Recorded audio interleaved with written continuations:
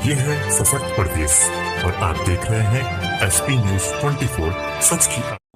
पुरानी पेंशन बहाल के तत्वाधान पर राज्य कर्मचारी संयुक्त परिषद ने भी लिया बढ़ चढ़कर हिस्सा, साथ ही महिलाओं का रहा विशेष योगदान।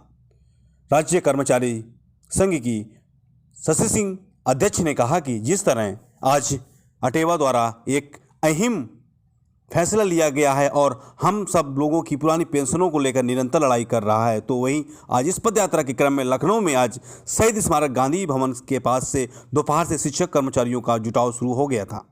विभिन्न विभागों ने विभिन्न संगठनों के पदाधिकारी व सदस्यों द्वारा नारे लगाते हुए अपनी एकता का परिचय देते हुए शहीद स्मारक से पदयात्रा शुरू की। परिवहन ऑफिस होते हुए स्वास्थ्य निदेशालय, परिवर्तन चौक होते हुए बीएन सिंह मूर्ति पर जाकर सभी इकट्ठा हुए। NMOPS के राष्ट्रीय अध्यक्ष अटेवा के प्रदेश अध्यक्ष विजय कुमार बंधु ने हुंकार भरते हुए कहा है कि सरकार को आगाह किया है कि पुरानी पेंशन बहाल का निर्णय लिया जाए, नहीं तो आगामी चुनाव में इसका भुगतान सरकार को करना पड़ेगा। या पश्चिम बंगाल पुरानी पेंशन दे सकता है तो सरकार उत्तर प्रदेश क्यों नहीं। विजय बंधु ने आगे कहा है कि जहां NPS से शिक्षक कर्मचारियों का भविष्य खराब हो रहा है तो वहीं निजीकरण से वर्तमान चौपट होता नजर आ रहा है। इसलिए उन्हें सभी को आह्वान किया है कि इस लड़ाई में पदों को और विभागों से ऊपर उठकर लड़ना होगा। क्या कुछ कहा प्रदेश अध्यक्ष शशि सिंह ने, देखते हैं खास रिपोर्ट।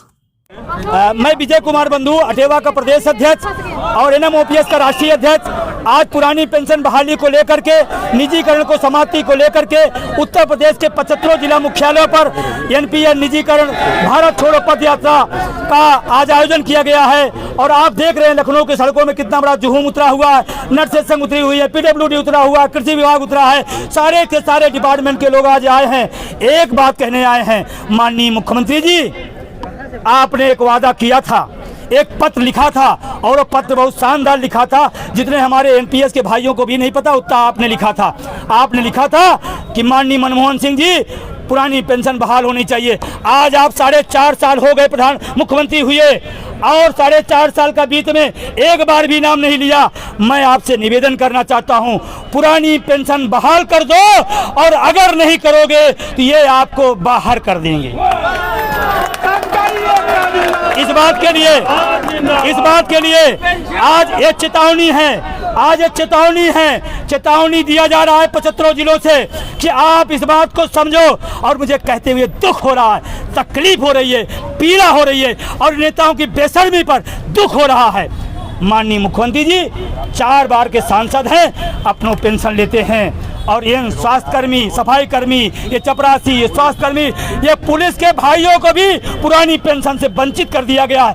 नेता लेगा, माननीय लेगा और ये कर्मचारी नहीं लेगा, ये कौन सी नैतिकता है। तो आज तो सिर्फ चेतावनी है, पद यात्रा के माध्यम से चेतावनी थी। अगर आपने मेरी बात नहीं सुनी, नहीं मानी, 21 नवंबर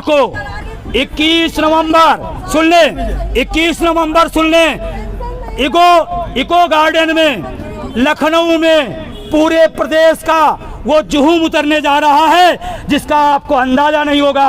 और आपको लगता है कर्मचारी कमजोर है, शिक्षक कमजोर है, ये भूल पिछली 2 सरकारों ने किया था और सत्ता के बाद 50 का आंकड़ा छू नहीं पाई थी। और आपने भी अगर भूल किया तो 50 के आंकड़े से आप भी दूर हो जाओगे, फिर आपको गोरखपुर में घंटी बजाना पड़ेगा। माननीय नाम शशि सिंह है, मैं राज्य कर्मचारी संयुक्त परिषद की प्रदेश अध्यक्ष हूँ। मैं शुरू से, जब से अटेवा ने ये संघर्ष का नारा दिया, उसके पहले से ही मैं सोचती थी कि ऐसा क्यों हो रहा है कि पुरानी पेंशन छीन ली गई, क्योंकि उसके नुकसान समझ में आ रहे थे और हम भाई के साथ थे, विजय बंधु के साथ। पहले दिन से मैं उनके साथ थी और मैं सबसे कहती थी कि कृपया आप लोग सारे द्वेष और सारे अलग अलग गुट को छोड़ करके एक साथ हो जाइए और इस लड़ाई को जब तक आप एक साथ मिलकर नहीं लड़ेंगे आप बिल्कुल सफल नहीं होंगे। क्योंकि उसमें भीतरघाती शामिल थे, वो लोग शामिल थे जिन्होंने पुरानी पेंशन छिनवाई और आज हमारे साथ वो खड़े हैं। हमारे लिए बड़ी अच्छी बात है, हर्ष की बात है, हमें सफलता की पूरी उम्मीद है। बस भीतरघात नहीं होना चाहिए, वो मिल करके हमारे साथ फिर घात ना करें, इसका भी ध्यान रखना चाहिए। एकता में शक्ति है, हम एकजुट होकर के पुरानी पेंशन लेके रहेंगे, ऐसा मुझे पूरा भरोसा है। और सरकार से मेरा निवेदन है कि कृपया वे मानवता से चलें, मानवता को देखें। अगर जनहित के कार्य करती हैं तो इसको निजीकरण इसलिए किया गया है कि न रहेगी नौकरी, न मांगोगे पेंशन। निजीकरण कर देंगे तो नौकरियां अपने आप स्वतः समाप्त हो जाएंगी और पेंशन का रोना आप रो करके निजीकरण के रोने में आ जाएंगे और पुरानी पेंशन भूल जाएंगे।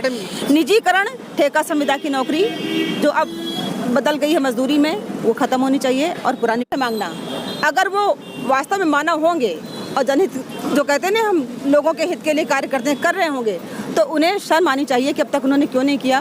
उन्हें करना चाहिए। चुनाव तो आए और गए, बहुत गए, लेकिन अब बहुत हो चुका, हम अब एक हो चुके हैं, हमारे सारे संगठन एक हो चुके हैं और उनका पूरा पक्का इरादा है कि हम इस बार हटेंगे नहीं। जब बाद में मरना है तो अभी मर जाएंगे। अगर हमें लाठी चार्ज करिए, कुछ भी चार्ज करिए, हमें कोई डर नहीं इस बात का है, क्योंकि हमें सामने अपनी मौत दिखाई पड़ रही है एनपीएस के रूप में, और हमारा बच्चों का भविष्य निजीकरण के रूप में, ठेका संविदा के रूप में एकदम खत्म हो चुका है।